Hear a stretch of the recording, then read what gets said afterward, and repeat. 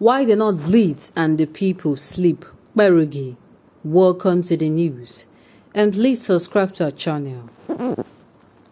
Northern Nigeria, particularly Muslim Northern Nigeria, has become by far the most dangerous place to live in Nigeria and one of the most dangerous places to live in the entire world.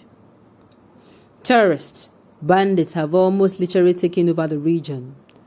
Terrorists habitually waylay and burn passengers alive, kidnap Islamia and conventional school pupils, murder imams and worshippers in mosque, slaughter innocents in their sleep and incinerate their homes, vandalize and burn harvested crops and farms, and constitute a source of permanent terror. Well, I do not want to say that it is just the Muslims alone. It has affected both Christians and Muslims alike. It has affected both Muslims and Christians alike. This is not a time to come and say, oh, they are attacking just one region of a country. I mean, one religion. So the truth remains that, truthfully, Northern Nigeria has now become a place where, like, you know, if you are passing through there, like, you are going to be praying and making sure. I mean, you are going to be praying and you have to be beaten until you get to your destination. It is sad that it is in this time, and yet this administration, like, they don't prioritize the issue. They go about, you know, giving attention to Nnamdi Kanu, the indigenous people of Biafra, going for butch hunts and all that. So I think that is what the righteous say, but let us find out more. Now the news in detail. The carnage and terror are unabating. They are spreading out to previously sedate parts of the region.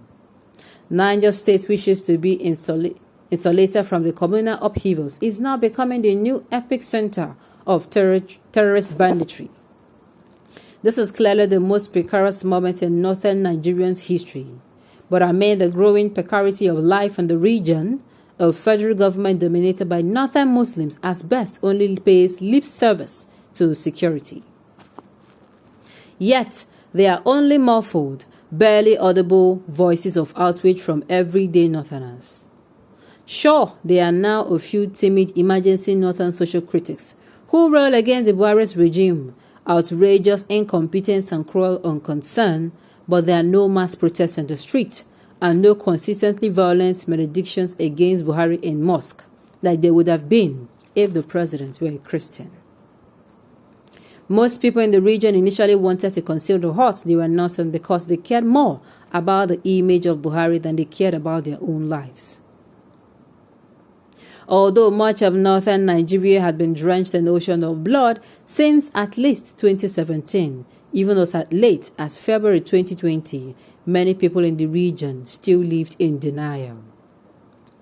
Those of us who called out the ineptitude and insurgence of the Buhari regime were smeared, cursed, and ostracized. The emir of my hometown called an EMIRS council meeting specifically to request me to stop criticizing Buhari. Several people from my place often reach out to me to tell Moses invoked on me a kind of Islamic impersonation called Akunut. It is a special supplication for Allah to destroy someone or something. My mother will cry on the phone and request me to leave the Buhari regime because she feared that the Akunut prayers that brain-dead low IQ Buhari worshipping morons were invoking against me would destroy me. I ignored her. I recall a particular intriguing phone call I received from someone in New Busa in Niger State in December 2019. New Busa used to be my local government headquarters until it was ceded to Niger State in the early 1990s. The caller told me all mosques in Kwara and Niger Bogu, my natal region, has been incessantly calling forth Allah's wrath on me through Akunut prayers for opposing the Buhari regime, and that I should prepare for an incalculable calamity to befall me in the coming month. I laughed him out of my phone and told him if the Imams Akunut were any good, they should use it to repair the terrible roads in Bogu and cost the government in Kwara and Niger State to consider them legitimate parts of their state. At the time, the insecurity that has consumed the rest of the North had not come there. In early February 2020, almost exactly 2 months after the random caller from New Busa told me that the combined minds of the Akunut invocations of Boku Mosque in Niger and Kwara State would visit an irrecoverable catastrophe on me unless I stop criticizing Buhari. The chief imam of New Busa, Malam Habibu, was kidnapped, along with 19 others. One person was murdered. Again, in the early September 2021, the Dodo of Wawa in Bogu local government area of Niger State was kidnapped. Of course, these are just unfortunate coincidences, but many of my friends whom I told about a call from a New Busa caller in 2019 reached out to me to say that the Alconos against me boomeranged and that it was because of the spiritual fortification I received from my late father, who was also an Islamic cleric, that superstitious bunkum. As I pointed out in a previous column, life is too complex to always be amenable to deliberate, predetermined designs. There are coincidences, happenstances, misfortunes, serendipities, flukes, etc., that do not require planning, that aren't and need not be the consequences of machinations or metaphysical forces. I'm narrating this anecdote just to illustrate the ridiculous extreme much of the Muslim North is prepared to go to conceal Buhari's doggone incompetence and suffer in silence. Had a Southern or a Christian been president while the North is passing through its current existing throes, Nigeria would have probably collapsed from the weight of righteous anger that would emanate forcefully from us. Nonetheless, what I described about Muslim Northern Nigeria is not unique to it. There is an indwelling human predilection for invidious selectivity in expressions of outrage.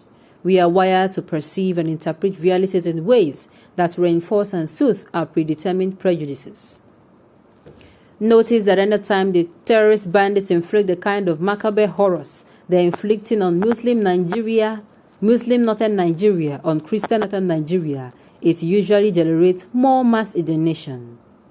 But if Jukun sanguinary conflicts or Jukun Kote bloodletting, which are more frequent than you know, barely make the headlines. And although the terrorist bandits have murdered more Muslims than Christians, they not even murder their victims while they are praying in mosque. Any attacks on Christians are immediately invoked as a jihad to exterminate Christians. A US-based Christian rights activist who fancy themselves as a human rights activist and who feeds conservative Christian groups in America, while misleading information that the terrorist bandits in northern Nigeria and anti-Muslim militia ticked me off the other day when he sent his factually malnourished pro-Christian propaganda to me on WhatsApp. As I told him, a group that murders more Christians than it murders Muslims, that the murdered Christians cannot be said to be specifically anti-Christian. It is simply anti-human. More Muslims have been murdered in mosques than Christians have been murdered in churches by the terrorist bandits.